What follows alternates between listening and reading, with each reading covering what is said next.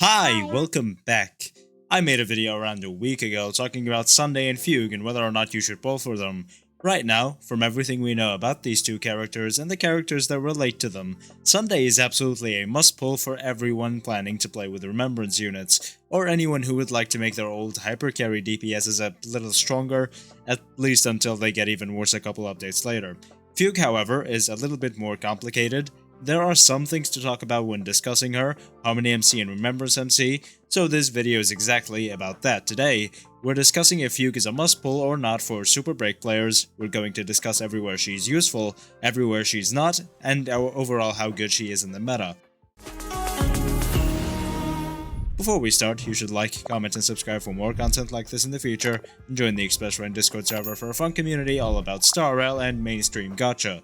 We just had a little discussion about this topic in the server. I'm writing down the script from the information we got there, so you should check it out. Finally, I'm trying to reach 2,500 subs before the end of the year, and I'd appreciate it if you could help me get there. Now let's get on to it.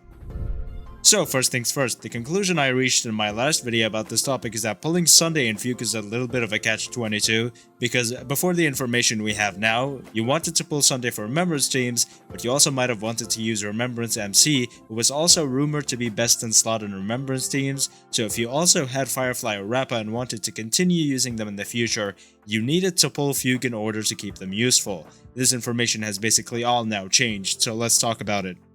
First things first, the most important thing you need to know is that Sunday is indeed still a must-pull for Remembrance teams. He is the number one support for these teams, he outperforms Robin by around 60% when it comes to these teams, but of course everywhere else Robin is better because of course she is. This comes from the fact that summons do copy the buffs off of their summoner, but unlike Robin who only buffs the summoner and thus meaning the summons only gets one round of buffs, Sunday buffs up both the summoner and the summon, meaning the summon copies the buffs off of their summoner and then also receives another round of buffs from Sunday.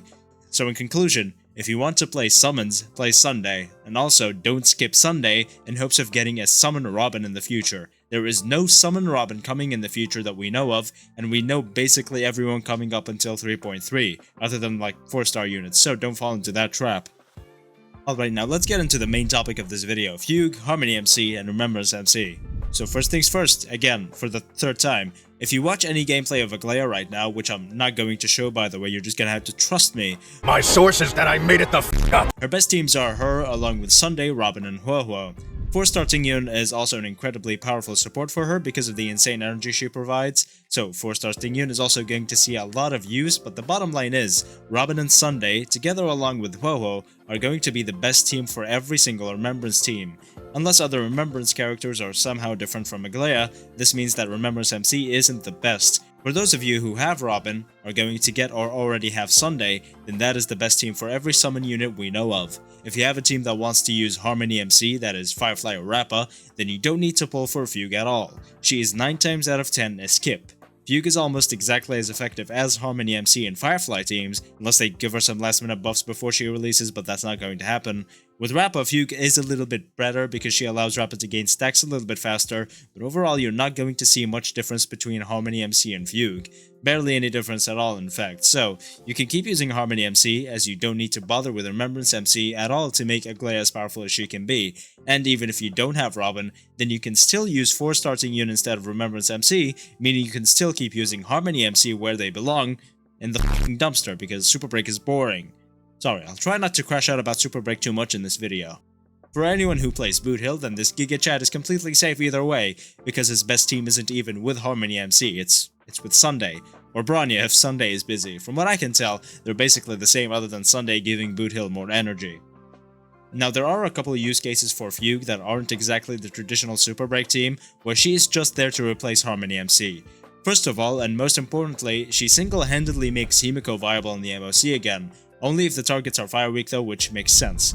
In this team, however, it's probably still better to build Himiko with crit stats rather than the usual speed and break effect for break teams, and that's because Himiko's toughness multipliers aren't really that big, which means she can't do as much super break damage as other more super break focused units. I'm going to have to test it out though, so stay tuned on that one. Next up, she's also very good for Boot Hill. Now, we did mention that Boot Hill doesn't use Harmony MC, but using Fugue along with Boot Hill instead of Ruanmei can be pretty useful to save Ruanmei for another team. But unless you have E1S1 Fugue, which we're going to talk more about in a bit, then Ruanmei is still going to be better. The third and final weird and wonderful use case Fugue finds herself in is with Acheron.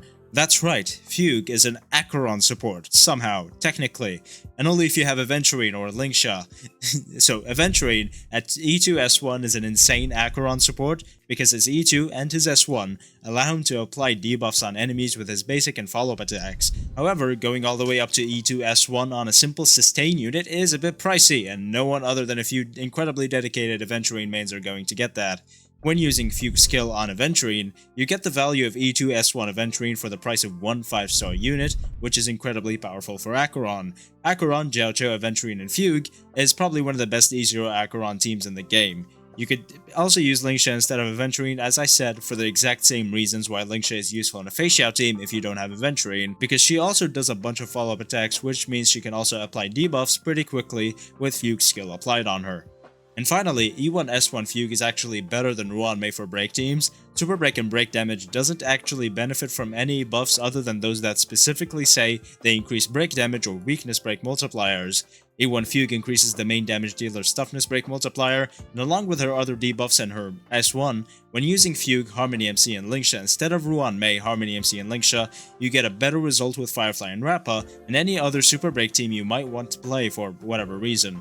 Again, Super Break is damn boring. I've said it time and time again, here, have some insane free damage. Surely this won't break the game because of how powerful it is, or how easily accessible it is. This won't cause any power creep at all. Now I have one last thing I want to talk about. In the 3.1 Apocalyptic Shadow, a couple of months from now they're introducing a version of Hule, which from the information we have seems to be completely immune to Super Break. We discussed this a little bit in the server and the fact that you may be able to break him somehow, but the bottom line is, from what we know you aren't able to break Hule, which means there is at least one boss that is immune to Super Break and break damage. This means they can and will make enemies that are immune to Super Break. Which means, if you really want to pull for Fugue, you have to consider all these facts, and unless you're pulling her just for her looks, then I would absolutely skip her.